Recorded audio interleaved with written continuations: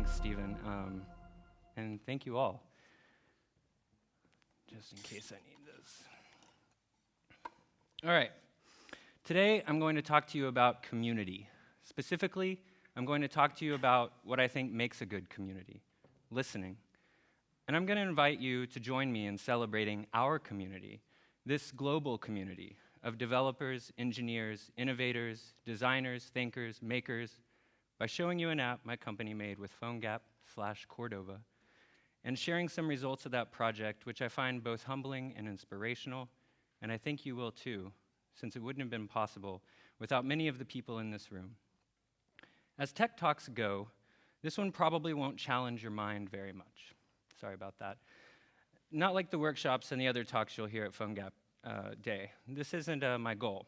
My goal is to challenge your consciousness, your awareness of those around you, and to invite you all to open your hearts with me, which for a lot of us may not be the easiest thing to do, and probably wasn't what you were expecting at a tech conference. So I also ask for your trust, because I believe we have something very special in common. And I believe that the PhoneGap community is one of the most self-aware, compassionate, and collaborative developer communities currently growing on this planet, and that we are setting a new standard and new expectations for what a developer community can be. If you pick some insights on human-centered design and rapid prototyping along the way, even better. The company I work for, StoryCorps, is a unique organization. Since 2003, it has amassed one of the largest collections of human voices ever assembled.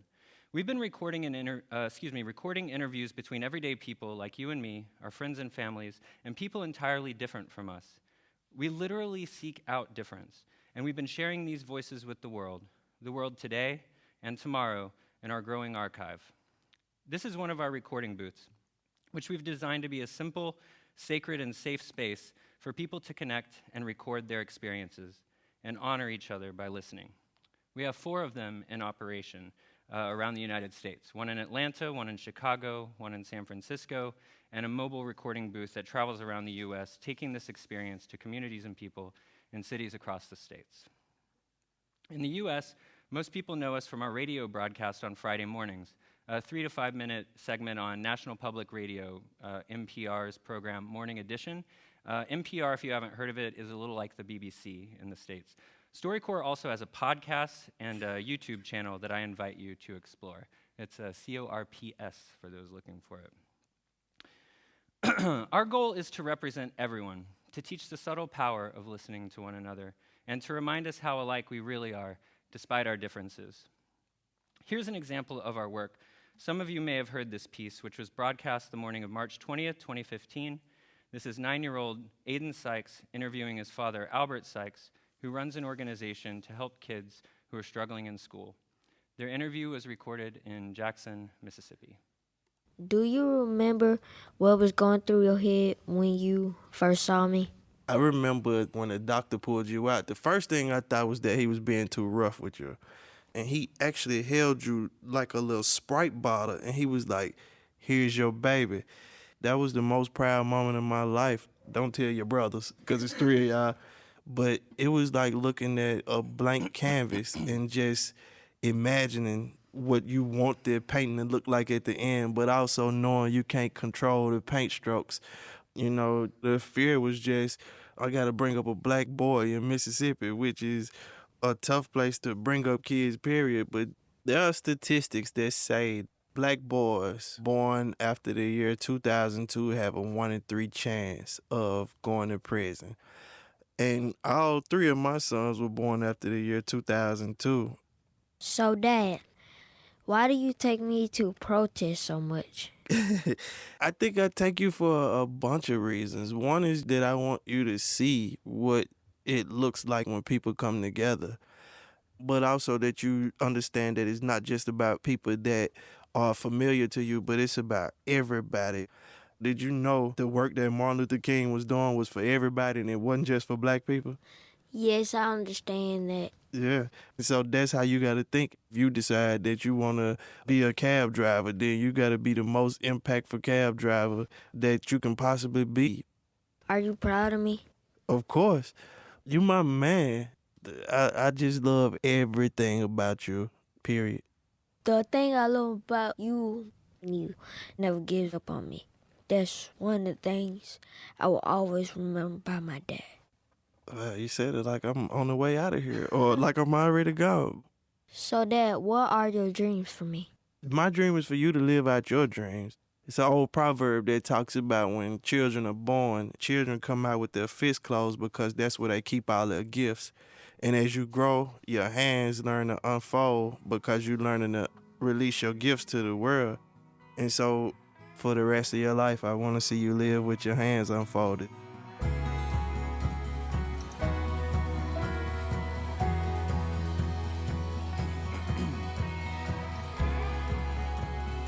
Like the 60,000 interviews recorded before the launch of our app, this one was facilitated by a highly trained professional in a soundproof room with professionally calibrated and operated equipment.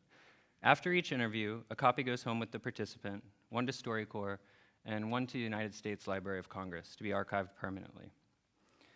If any of you have sat in one of our booths, or if you have the opportunity to do so, and you have a conversation with a friend or loved one, you'll probably agree that it's a transformative experience.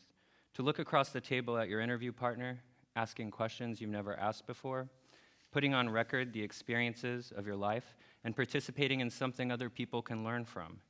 This is the StoryCorps experience. It opens you up to the world, or as our founder, Dave Isay, puts it, you realize that there is more that unites us than divides us as human beings. I'm talking about the people closest to you and the people furthest away, our friends and family, and the other, too. Our mission is to create a more just and compassionate world, to bring people together and preserve and share humanity's stories. So who am I? I'm the Managing Director of Digital and Technical Innovation at StoryCorps. I started working there a little over 7 years ago as their first IT manager. Over that time, I built our tech support, data, and web teams, and the systems that make up our archive, business intelligence, and public-facing tech.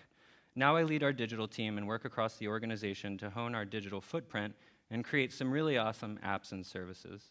My team is working on StoryCorps' mission on the web and on a growing ecosystem of devices. We're experimenting with technology to facilitate real, quality connections between people, using the web as a tool for sharing with others from deep within ourselves about our experiences. At the very least, we're creating a lasting archive of humanity that generations into the future can access, to hear the voices of their ancestors, share wisdom, and learn about people from people. Someone at TED noticed StoryCorps' work, and in late 2014, our founder, Dave, was awarded their $1 million prize. His wish was to create an app, a platform for the human voice, a tool for anyone, anywhere, to record and archive a meaningful conversation with someone using a mobile device and share it with the world forever. That's exactly what PhoneGap and Cordova, Angular, Ionic, WordPress, and SoundCloud helped us debut to the world. And if you've contributed to any of these projects, one of their dependencies or plugins, thank you sincerely for making what I'm about to share with you possible. The story of our app begins around 2008 with StoryCorps' first ever National Day of Listening. The idea was simple. On the day after Thanksgiving, known candidly in the United States as Black Friday, which is sort of a national shopping holiday, we invited the US to do what we believe is the most valuable but least expensive thing you can do for another person. Just listen to them. Ask someone you care about, or even a complete stranger, thoughtful questions. Be fully present, free of distractions, and really listen. There was a lot of enthusiasm about the event. Tons of people participated. Testimonials rolled in telling us what we had hoped, that people were inspired to have conversations they had never had before, that this experiment had succeeded in bringing people closer to their interview partners, that people were sharing, listening, and connecting. We weren't recording these interviews yet, only encouraging people to interview each other and attempting to create a safe space between people where meaningful conversations could occur. In other words, we weren't just helping people talk to each other, but creating an occasion for deeper conversations than usual to take place, helping them ask each other great questions like, how would you like to be remembered? Have you ever lied to me? What was the happiest moment of your life? What was the saddest? It takes courage and presence to do this for one another, but it's absolutely worth it. I'm convinced it makes you a better person. It's made me a better person. So a few years after our first National Day of Listening, our team had been experimenting with the SoundCloud API, and we built a very minimally viable little web app sort of thing that allowed the user to record and upload a piece of audio to a WordPress site from within the browser. We had an intern on the team, David Marichal, who was really kicking ass in JavaScript, who with our marketing team, lead developer, and myself, pulled together an update to our National Day of Listening microsite to launch this little web app as sort of a proof of concept, just to see if anybody would use it. Somewhat to our surprise, a few hundred people, mostly teachers and high school students, did find it useful, which was awesome. But at the time, we didn't have the staff or resources to take it much further. Nevertheless, we left the platform up year-round, and we tacitly began a new, very low-touch StoryCorps interviewing model for the web. We gave no fanfare to the concept at all at this time. It was basically a stealth launch just to see if we could do something like it.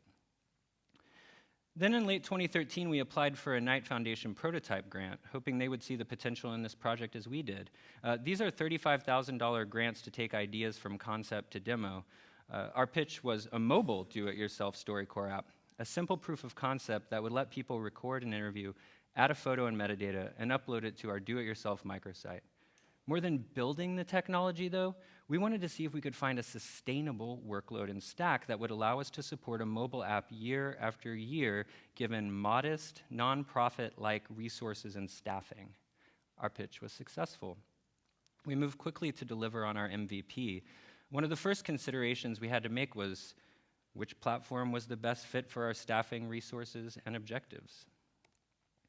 See, around 2009 or so, StoryCorps actually had an app. It was painfully simple, iOS only, a native app built pro bono by a very generous company, and was necessarily minimal for that reason. It let people browse and play our broadcast pieces, but not record interviews. It let them create a list of great interview questions and send it via email, and it gave people tips and best practices on doing their own interviews. But when we looked at the cost of expanding it and the cost of sustaining it, with no one in-house to support it, given that our web team was essentially 1.5 people with enough work for 10 at least, as is unfortunately usually the case in organizations like ours, hiring a dedicated iOS developer wasn't even close to a possibility. And Android and Windows phones, whose user base we also want to connect with, maybe more than iPhone users in some ways, would have been financially impossible to maintain natively at the same time. The result was that our first app from 2009 was never updated, and it no longer exists.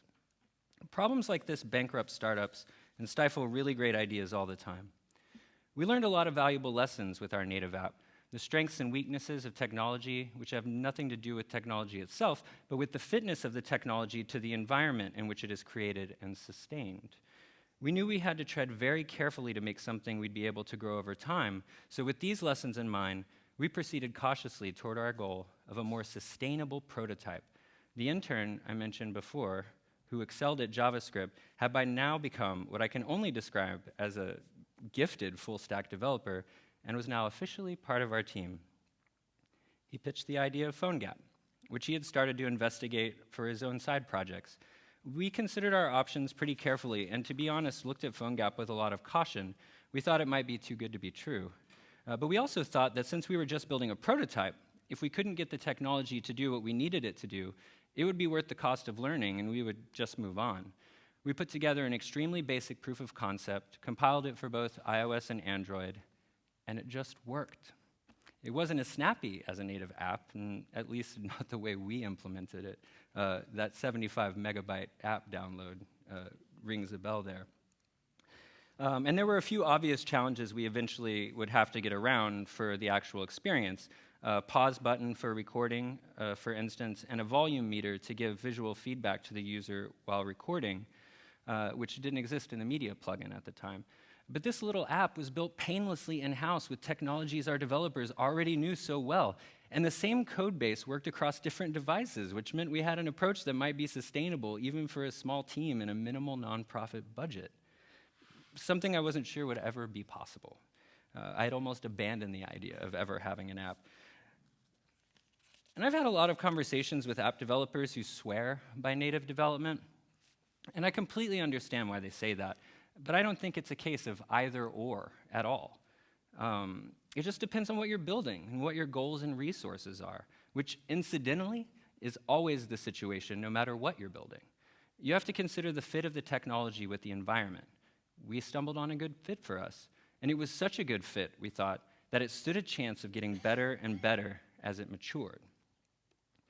Here's what our first prototype looked like, built in PhoneGap. By November 2014, we had nearly completed work on this version ahead of the night deliverable deadline of December 31st, I'm happy to say, when I got an email from our founder, of the sort we get sometimes at StoryCorps, an ambitious new idea needing the consultation of senior leadership. This time it was that Dave Isay was nominated for the TED Prize, with an offer to make a wish limited to 100 words that, if it was accepted, TED would fund at $1 million. And with all the help and support we needed from the TED community. His wish? To build and release to the public a StoryCorps app, a platform, he called it, for the human voice, to give this gift of StoryCorps to anyone who wanted it. It was an opportunity to scale our mission tremendously with a global initiative, eventually, maybe, for conversation, to go from 5,000 interviews per year, our capacity with our signature model, to who knows what. And given the experiment with the Knight Foundation that was now winding down, even though we hadn't yet planned to launch the prototype to the public at large, we knew our project could continue being improved affordably year after year if we built it with PhoneGap. We knew that $1 million was sufficient to make a great app in any stack, really it is. But we were committed to do it only if it was something we could sustain long-term on multiple platforms, on a nonprofit budget, on a very tiny scale. We had a working proof of concept that played well with our constraints. Now, we learned that Dave had won the TED Prize several weeks before the announcement was made public. And when we found out he had won, we also found out that he would have to speak at the TED Talks in March, and that it was largely agreed this would be the best opportunity to debut this new platform to the world, giving us a generous 4 months or so to take our little Knight prototype and turn it into a public beta. Was it even possible? We quickly sent out an array of RFPs to support the work, one for design, one for building the app, and one for building the website and API. They were 1 page each, extremely simple. We invited firms to apply to work on the components that best aligned with their strengths. In the end, 2 applicants stood out as obvious partners for us, 10up and Maya. 10up, who we were introduced to through TED, and who now have gone from being one of the leading WordPress development shops ever to now working on PhoneGap and Cordova technology with us as their first client, I'm happy to say. And Maya, who we had been introduced to through Knight. Maya pitched working on designing and building the app, and 10up pitched WordPress support, building the server infrastructure, and auditing our code for scale. StoryCorps' team, my team, would code as much as we could somewhere in the middle and get people unstuck as often as they needed, offsetting the work of the other teams in our own areas of strength, particularly in architecting the archival aspects of the site and building the central, though very simple, plugins and API that made it all fit together.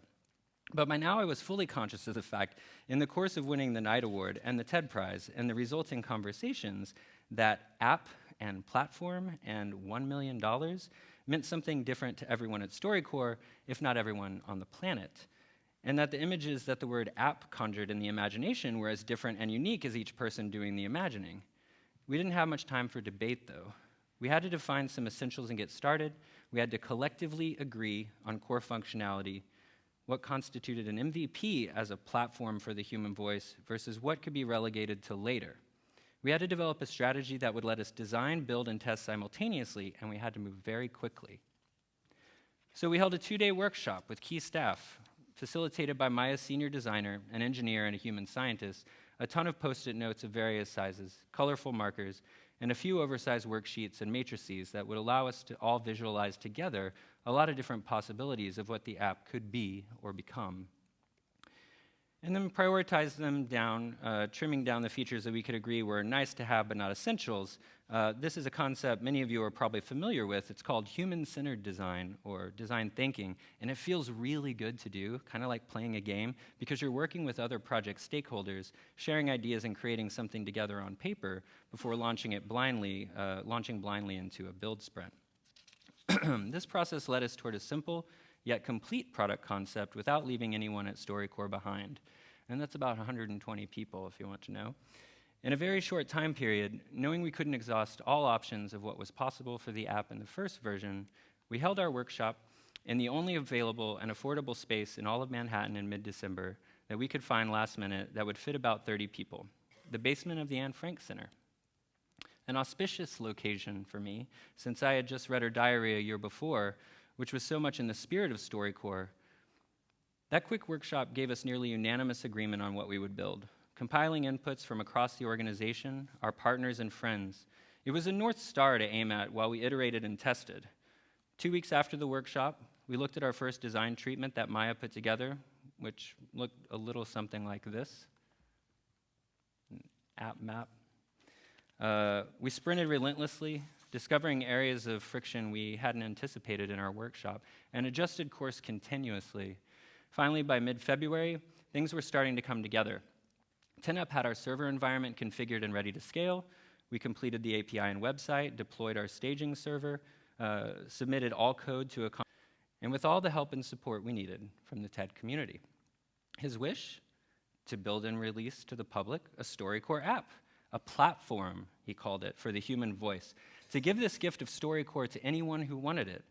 It was an opportunity to scale our mission tremendously with a global initiative, eventually, maybe, for conversation, to go from 5,000 interviews per year, our capacity with our signature model, to who knows what. And given the experiment with the Knight Foundation that was now winding down, even though we hadn't yet planned to launch the prototype to the public at large, we knew our project could continue being improved affordably year after year if we built it with PhoneGap. We knew that $1 million was sufficient to make a great app in any stack, really it is. But we were committed to do it only if it was something we could sustain long-term on multiple platforms, on a nonprofit budget, on a very tiny scale. We had a working proof of concept that played well with our constraints.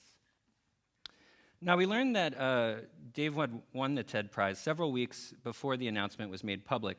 And when we found out he had won, we also found out that he would have to speak at the TED Talks in March, and that it was largely agreed this would be the best opportunity to debut this new platform to the world, giving us a generous 4 months or so to take our little Knight prototype and turn it into a public beta.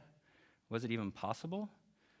We quickly sent out an array of RFPs to support the work, one for design, one for building the app, and one for building the website and API.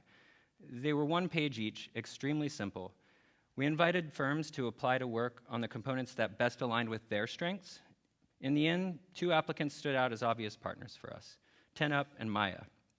10up, who we were introduced to through TED, and who now have gone from being one of the leading WordPress development shops ever to now working on PhoneGap and Cordova technology with us as their first client, I'm happy to say. And Maya, who we had been introduced to through Knight. Maya pitched working on designing and building the app, and 10up pitched WordPress support, building the server infrastructure, and auditing our code for scale. StoryCorps' team, my team, would code as much as we could somewhere in the middle and get people unstuck as often as they needed, offsetting the work of the other teams in our own areas of strength, particularly in architecting the archival aspects of the site and building the central, though very simple, plugins and API that made it all fit together. But by now I was fully conscious of the fact, in the course of winning the Knight Award and the TED Prize and the resulting conversations, that app and platform and $1 million meant something different to everyone at StoryCorps, if not everyone on the planet. And that the images that the word app conjured in the imagination were as different and unique as each person doing the imagining. We didn't have much time for debate, though. We had to define some essentials and get started. We had to collectively agree on core functionality, what constituted an MVP as a platform for the human voice versus what could be relegated to later. We had to develop a strategy that would let us design, build, and test simultaneously, and we had to move very quickly. So we held a 2-day workshop with key staff, facilitated by Maya's senior designer, an engineer, and a human scientist, a ton of Post-it notes of various sizes, colorful markers, and a few oversized worksheets and matrices that would allow us to all visualize together a lot of different possibilities of what the app could be or become. and then prioritize them down, trimming down the features that we could agree were nice to have but not essentials. This is a concept many of you are probably familiar with. It's called human-centered design or design thinking, and it feels really good to do, kind of like playing a game, because you're working with other project stakeholders, sharing ideas and creating something together on paper before launching blindly into a build sprint. This process led us toward a simple yet complete product concept without leaving anyone at StoryCorps behind. And that's about 120 people, if you want to know. In a very short time period, knowing we couldn't exhaust all options of what was possible for the app in the first version, we held our workshop in the only available and affordable space in all of Manhattan in mid-December that we could find last minute that would fit about 30 people, the basement of the Anne Frank Center. An auspicious location for me, since I had just read her diary a year before, which was so much in the spirit of StoryCorps. That quick workshop gave us nearly unanimous agreement on what we would build, compiling inputs from across the organization, our partners and friends. It was a North Star to aim at while we iterated and tested. 2 weeks after the workshop, we looked at our first design treatment that Maya put together, which looked a little something like this. An app map.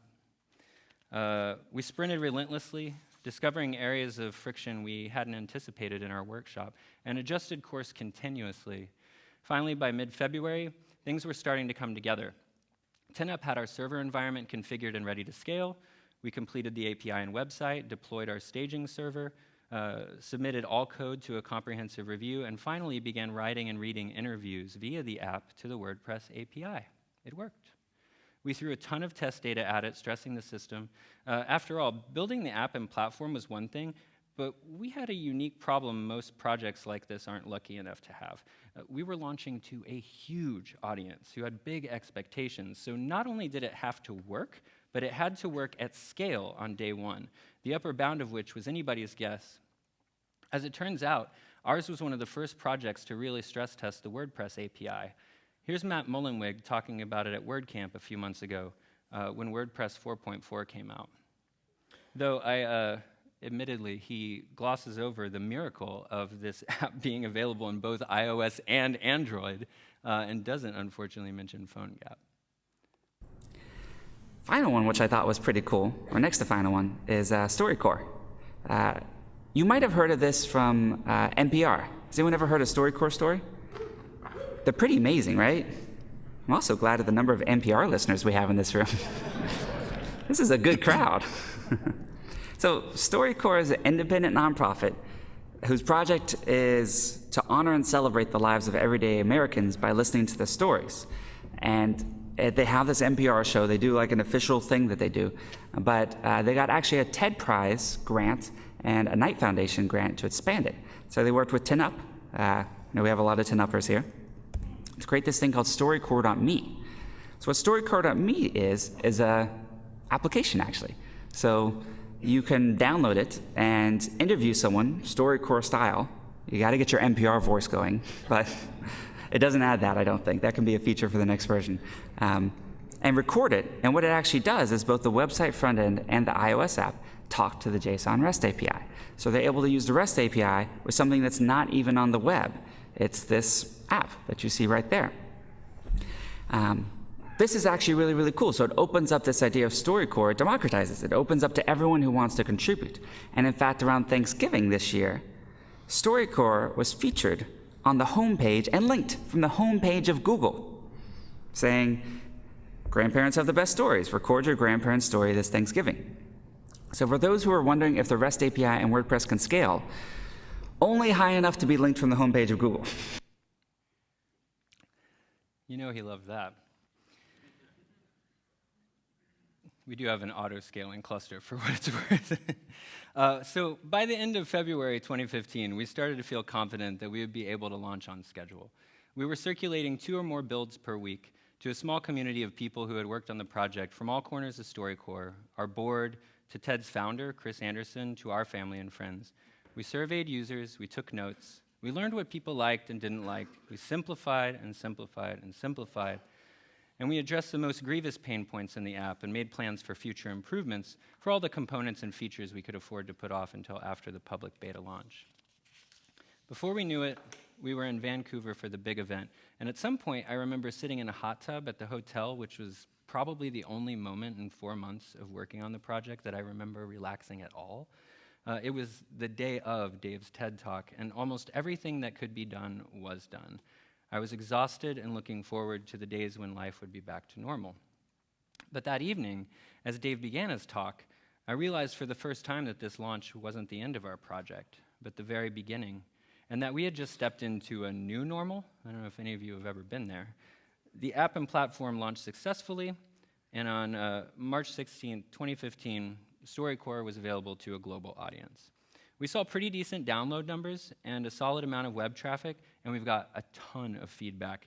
The servers handled the load beautifully. We discovered and resolved a few bugs that weren't as apparent as before the platform scaled, and in the next few weeks back in New York, where we're based, we made plans to refactor the code to make it more efficient, stable, and easier to work on.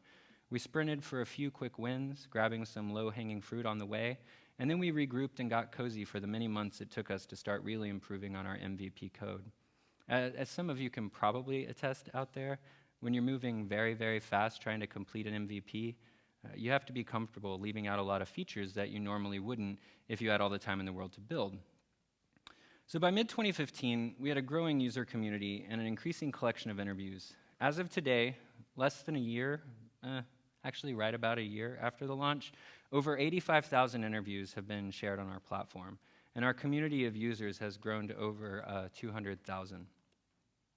Now, I could be wrong, but I believe this is the first public radio broadcast that was recorded on a Cordova app, and millions of people listen to this story. This is James Kennicott and Kara Masteler speaking to each other in a 1994 Buick. Hi, my name is Kara Masteller, and I interviewed my grandfather in my 1994 Buick. How did you know that Grandma was the one? Well, she was a good looker. We fit together. We was a good pair. My grandma, everyone referred to her as like a spicy meatball. She swore a lot, but she looked so innocent that no one ever expected her to say the things that she said. Were you nervous to propose to her? No. We had something to say, we said it. Like you. What are your keys to a happy marriage? If something happened, just say I'm sorry and get it over with. There's no reason to carry on. I just say, I'm sorry, I love you, and that was the whole story. I was really surprised by my grandpa saying sorry. I've never heard him say sorry. How would you like to be remembered? Remember? Do you want to be remembered as like a real tough guy or... Yeah, I was a pretty soft guy. You intimidated me when I was little. I did. Yeah, you did. Are you happy about the life you've lived? Oh, yeah. It wasn't the easiest life back in them days. Mother died when I was 4, and it was a tough life. He tells one story about how he was 8 or 9, and he was ice skating on the river, and he fell through. He didn't have hot water wherever he was living with his dad, so he broke into the school and just took a hot shower in the school. I think that says a lot about his childhood, that there was really no one there to help him get out of the water or keep him warm. Last April, he was diagnosed with Alzheimer's, and I had never heard him say much about it. What do you think about Alzheimer's? Not much you can do. I even can't remember some names now myself. So maybe I have got it, I don't know. And when he said, I don't know what it would be like to have it, that was difficult for me. So then I had to ask a follow-up just out of, self-preservation, because I thought I was going to cry. As people age, do you have any advice for them about getting older? It's coming. Don't fight it, just roll with it. I mean, real life, live it. It's wonderful. Thank you, Grandpa.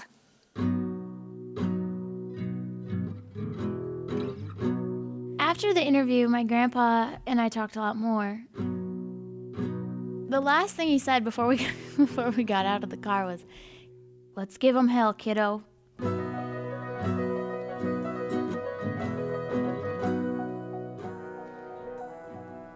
There were also some creative uses of the app that we didn't expect, like this one, which was one of the first interviews that told me we were onto something that was helping people not only connect with each other, but connect with themselves.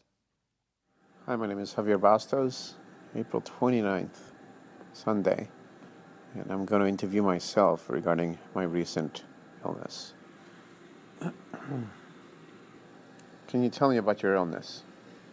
It's a tumor that started to grow in my jaw called amyloblastoma, and I'm in the hospital now. I'm recovering. I have a tube up my nose. It's been a horrible process. Do you think about dying? To be truthful, I guess I always thought a little bit about dying, but this really made me realize and rethink that. It's something that I know it's inevitable, and you know it's going to happen, and it scares me. But at the same time, I accept it. Do you regret anything? Yeah. There were so many moments I wish I had savored more. Foods that I just guzzled. Moments that I wish I'd just taken in. And I know that wanting to be alone is important, but I know now how important it is to be with family and friends and just enjoy their company. Well, it's a short interview, and just wanted to try out this app and see how it works. Maybe I'll share this with my kids or my wife. They are the soul, the heart of who I am.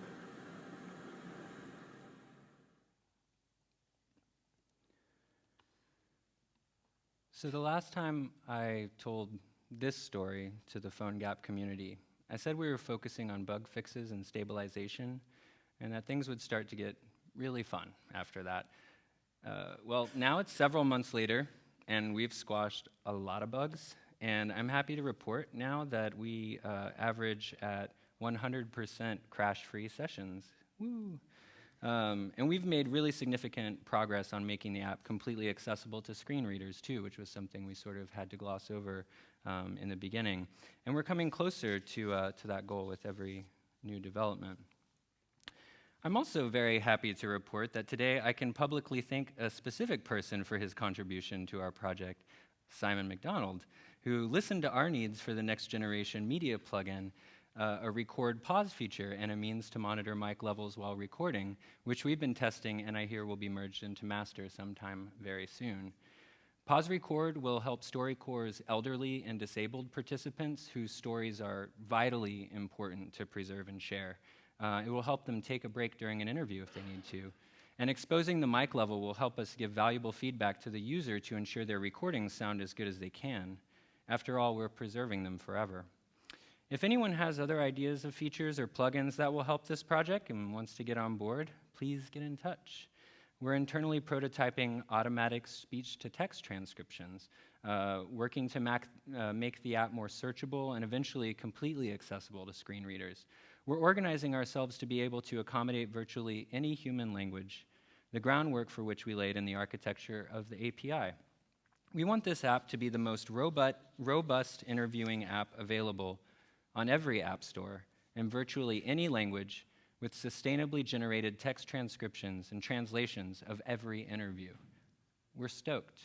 And we know we have a long way to go before realizing the full potential of this thing, but even as a public beta, people seem to be really getting something out of the app. We expect our next build, our next release, version 2.4.0, to look something like this. You can't see the pause button, but it's there when you click record. Now, I want to play one more piece for you before I go, which is one of my favorite interviews recorded with this app.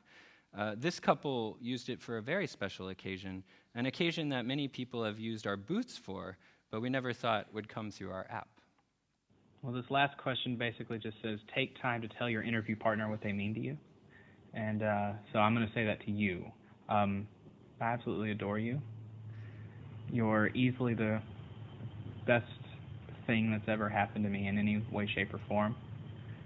While, like you said earlier, there's so many things that we may still be unsure about with our future, I can at least say that I know I want you in it.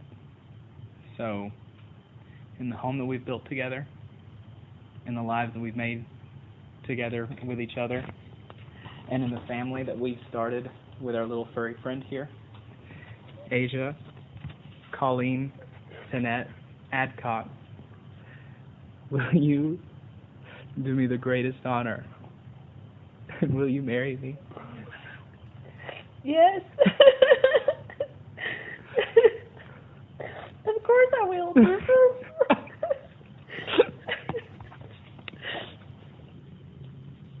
About what better way than to talk about all the wonderful things that we've done in our lives so far, and then just think about the great things that's going to happen in the future. Oh my gosh, you're so amazing. And I don't know if you know, I didn't tell you this yet, but this can also be saved in the Library of Congress's archives forever, so that everyone can listen to this. So happy. I love you so much. I love you too. This has been my interview/surprise proposal to my wonderful girlfriend and now fiance, Asia.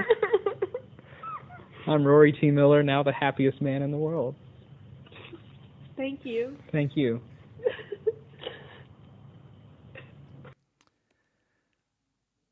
So it's a different form of social media, to be sure. Unlike most social media, which puts the device between you and someone else, the StoryCorps app requires you almost to have another person present with you when you create an interview. Though at some point in the near future, we'd like to be able to record remotely as well.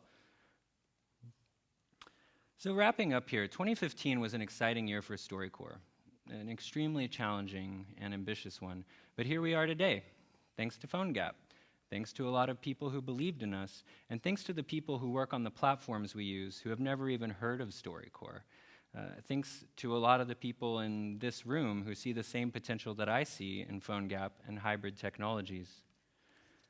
So go get the app, or use the web interface at storycorps.me and be a part of what we're doing. Give us feedback, write a plugin that we can use to make the app better. Let's show the world what PhoneGap and StoryCorps can do together. Let's set an example that other public good companies can follow. Let's listen to each other even more, really get to know each other while we're here together these 2 days, and get to know the people on the other side of the screen. Who are you? Where are you from? What are you deeply passionate about? What are you afraid of? What are you proud of? No, I'm here to listen to you, and I want to know you. I want you to get to know me, and I want you to get to know each other. And finally, it doesn't have to be at this conference, but see if sitting down for an interview with someone in your life brings you closer to that person, inspires you to go deeper and be more open and understanding of all the people in your life. Those who are most like you, and those, most importantly, who are very different from you. When you do that, you benefit directly, but you also set an example that others will follow. And if we keep this up together, we can change the world for the better. And I'm serious about that. So on behalf of StoryCorps and our user community, our deepest gratitude to all of you. Thanks.